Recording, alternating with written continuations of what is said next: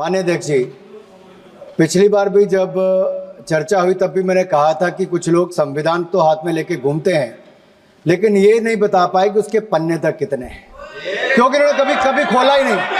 आज मैं क्योंकि ये संविधान जो राहुल जी सब तरफ दिखाते हैं सर, शायद इन्होंने इसके 2 पन्ने भी खोलकर नहीं देखे। अगर आप इसका प्रीफेस देखेंगे, प्रीफेस किसने लिखा है सर?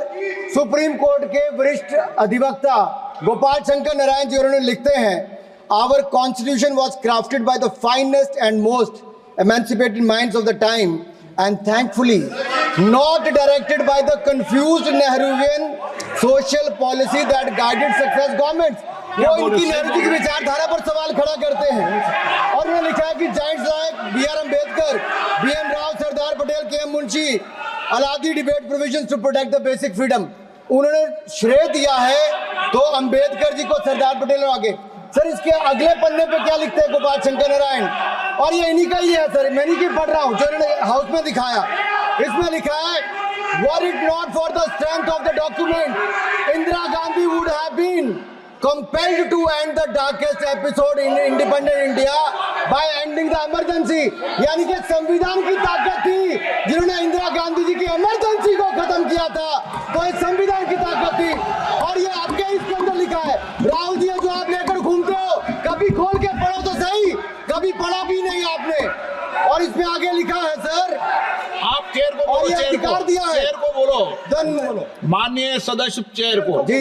अध्यक्ष जी, ये जो राहुल जी कॉपी लेकर घूमते, इसी पे लिखा है कि इंदिरा गांधी जी की यातनाएं और इमरजेंसी को खत्म किया तो बाबा साहब अम्बेडकर के संविधान ने गरीब से गरीब व्यक्ति को उसका काम दिया। सर आप इसके प्रीफेस पे जाइए सर, आप इसके प्रीफेस के बाद फॉरवर्ड जो लिखा सर, ये भी सुप्रीम कोर्ट के बहुत बड़े वकील है। उन्होंने क्या लिखते हैं सर कि जब संविधान बना उसके बाद सर, देश आजाद होने के बाद पहले दिन से ही लेजिस्लेटिव और हमारी ब्यूरोक्रेसी सर, हमारी दोनों ने ही जुडिशरी के साथ सींग फंसा के रखे, जुडिशरी को नीचे दिखाने की बात की। सर ये मैं नहीं कह रहा, ये वही किताब कह रही है जो राहुल गांधी हाथ में लेकर घूम रहे हैं।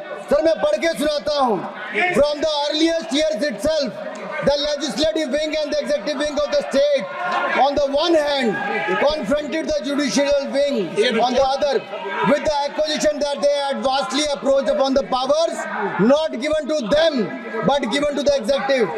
The then law minister on 28th October 1976 issued a strident warning to the judges of the Supreme Court and I quote, sir मैं quote कर रहा हूँ, an atmosphere of the confrontation was thought to be created by those whose duty it was to see that they did not encroach upon the field which did not legitimately belong to them। Nothing should be left undone now to ensure that such a situation did not recur। If even after the amendments confrontation continues, then I think it will be a bad day for the judiciary। ये कौन कह रहा है? उस समय के law minister कह रहे हैं। और क्या कहते हैं sir again, we are trying to save them from the temptation to intrude into the powers which do not belong to them। What we are doing today is not to save the people from the judges। ये कह रहे हैं, we are trying not to save the people from the judges but really enabling the judges to save them from themselves। This was said during the emergency which hit the nation like tsunami and brought about the realization the constitution could not be subverted। Sir अगर ये संविधान जो बाबा साहब अम्बेडकर ने दिया उसी ने देश को बचाया। राहुल जी कभी इसको पढ़कर देखिए, गांधी परिवार और कांग्रेस पार्टी का पूरा कारनामे इसके अंदर लिखेंगे, कैसे आपने धज्जियां उड़ाई। एक तो एक, दूसरा ये जो कहते हैं बीजेपी के लोगों को सर ये मनगढ़ंत आरोप, सर ये अंगूठा काटने की बात करते हैं। इनके राज में सिखों के गले काटे गए, सिखों के ऊपर कत्लेआम किया गया, सिखों के बाद दंगे सबसे ज्यादा हुए तो कांग्रेस के समय हुए। और आपको देश से माफी मांगनी है, अगर आज भी नहीं मांगेंगे तो संविधान जितना मर्जी जेब में डालिए। आप संविधान को जेब में लेकर घूमते सर, इन्होंने संविधान को तार-तार करने का काम किया है।